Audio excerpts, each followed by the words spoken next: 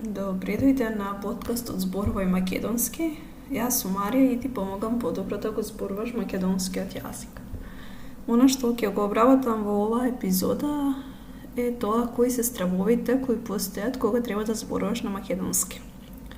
Всушност, овие стравови постојат при учење на било кој јазик, а посебно кога знаеш некои зборови на тој јазик, знаеш нешто од граматика, знаеш да читаш текстови, меѓутоа во главата ти се наоѓа една голема збрка од сите правила и зборови, а посебно кога треба да зборуваш на тој јазик.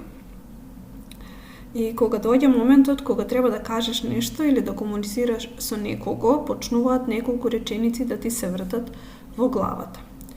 Кога треба да зборуваш на јазик на кој имаш ниво А2 или Б1, постојат стравови кои те спречуваат да зборуваш. Некои од нив се страв од подсмев, страв од недоволно знаење на граматика, страв од недоволно знаење на зборови, страв дека нема да го разбереш говорникот што сака да ти каже, страв дека нема да знаеш точно да одговориш на реченицата, односно прашањето. И постојат сигурно уште некои. Она што можам да те кажам е дека те разбирам и знам како и зошто се чувствуваш така. Се чувствуваш така бидејќи не си сигурна доволно во себе и во своето практично познавање на македонскиот јазик. И добра вест е дека сите овие стравови поминуваат кога ќе најдеш ментор кој ќе ти помогне, кога ќе го зборуваш јазикот. Во оваа подкаст епизода ќе се обидам секој од наведените стравови да ги обработам. Стравот од подсмав е обработен во посебна епизода. Доколку сакаш да ја слушнеш и таа епизода, линкот ќе можеш да го најдеш во описот на оваа епизода, ќе ставам линк од истата. Да се вратам на овие стравови за кои ќе зборуваме денес. Еден од нив е недоволно познавање на граматичките правила. Да, овој страв е оправдан и секако дека постои. Овој страв се јавува кога ги имаш учено граматичките правила и сите вежби ги имаш работено совршено и се чувствуваш добро додека си на часот, се е во ред, воопшто нема потреба од зборување и сите граматички правила се тука.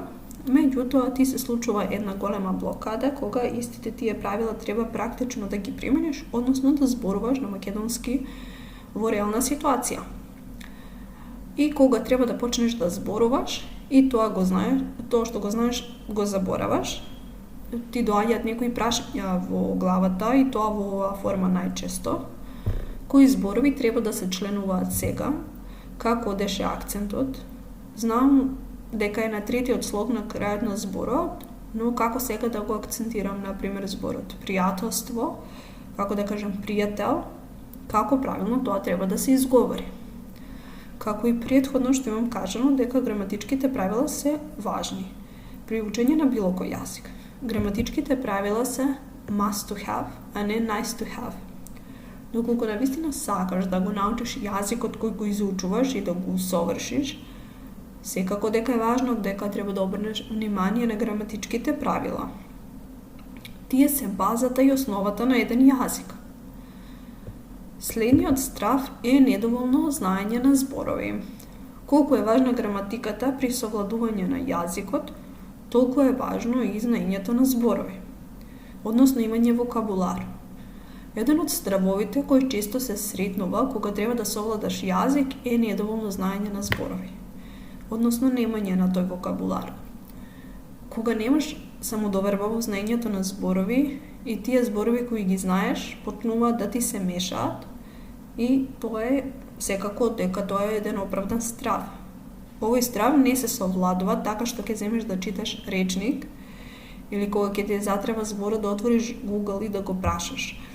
Да, Google ќе ти помогне во конкретна ситуација, ќе биде едно кратко решение, но на долги стази ова нема да го реши тој проблем.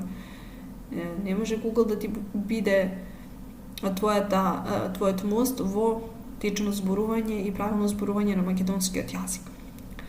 Најефикасен начин да го совладаш ова е со читање на текстови, книги на теми кои те интересираат или сакаш да ги усовршиш. Кога ќе прочиташ подолг текст или книга, тогаш се прави долготрајна меморија во твојот мозок. Мозокот ги памти зборовите во контекстот во кој се напишани. На тој начин повеќе зборови ќе запомниш и на поефикасен начин. Секако и дека тука ќе најдеш некои непознати зборови, но биди се истите да ги запишеш во тетрадка и да запомниш како се пишуваат за следниот пат. Друг начин кој може да ти помогне при избогатување на твојот речник е слушање на емисии или подкаст на македонски јазик. Ова можеш да го практикуваш кога си во движење и кога не си во можност да читаш некој текст. Слушањето на содржини на македонски исто така позитивно влијае на твојот мозок, поефикасно ќе ги запомни тие зборови. Следен страв кој се јавува е оној дека нема да разбереш што соговорникот сака да ти каже и секако дека овој страв постои и тоа е реален, вистински е.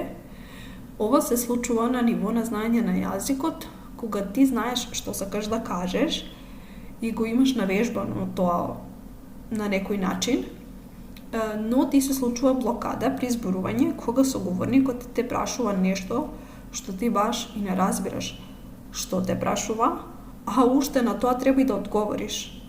Или пак кога јазикот го учиш како стандарден и литературен, а се наоѓаш во ситуација кога некој ќе ти каже нешто на дијалект и се губиш во комуникацијата. И секако дека со причина се прашуваш, а што пак сега треба да кажам? Затоа постои став дека во оваа ситуација треба да се вежба увото, односно за совладување на овој страв, повеќе треба да се слушаат говорниците. Да се опиташ да ги фатиш на некој начин нивните зборови и изрази, дури и некој збор ако не ти е јасен како звучи, како се изговара, да ги прашаш да ти повторат. А подоцна насаму кога си, запиши си го во тетрадка и изговарај го неколку пати. И последниот страв кој сакам да го обработам е стравот дека нема да знаеш точно да одговориш на реченицата, односно прашањето. Да, и овој страв е оправдан и е тесно поврзан со претходниот страв и секако ако постои претходниот страв, ќе постои овој.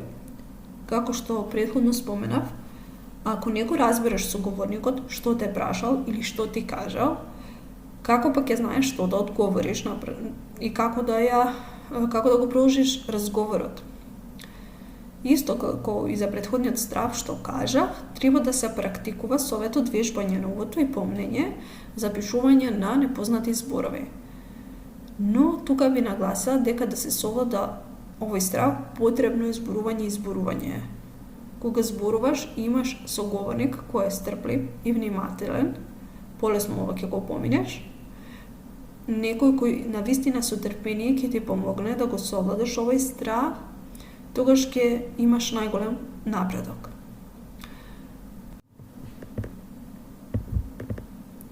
А доколку ти е потребна помош и сакаш ја да ти помогнам во совладувањето на стравовите кои постојат кога треба да се зборува македонскиот јазик, кликни на линковите кои се наоѓаат во описот на оваа епизода и таму ќе ги најдеш сите информации. Те поздравувам до следното слушање.